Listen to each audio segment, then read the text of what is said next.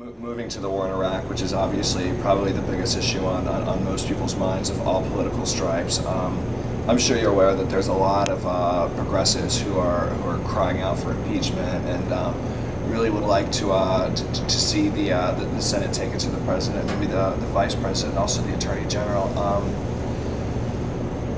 It doesn't seem like there are any good solutions for Iraq. Do you care to address the concerns of New Jersey Democrats as they look at this war and it's being just a huge debacle? Maybe an update what's going on in D.C. Sure.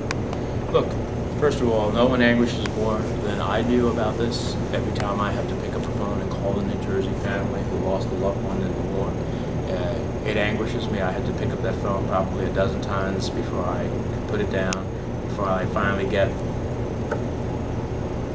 the wherewithal to make the call, because there's nothing I can say that can create enough solace for a husband or a wife or a mother and father for the loss of their loved one. As someone who voted against the war from the beginning and has consistently voted to transition out of the war, last year I was only one of 12 members of the United States Senate that voted transition out of the war, and we've come a long way.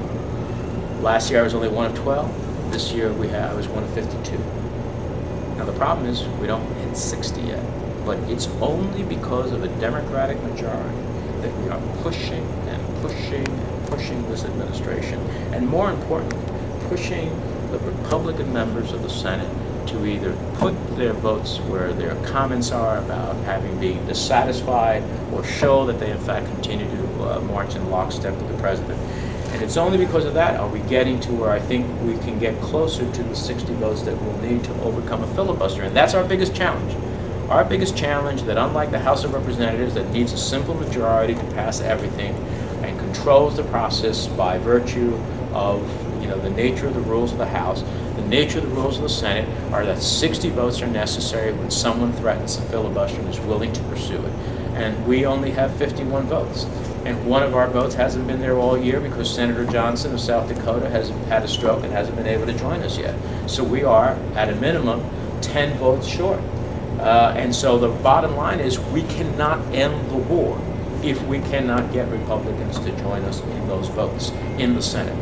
And that's why this pressure has meant so much, to pressure Republicans, to pressure the administration, to be able to feel the heat. As Adlai Stevenson used to say, when I get the heat at home, I see the light in Washington. And we are trying to create enough heat along the landscape of this country for them to see the light and start voting this way.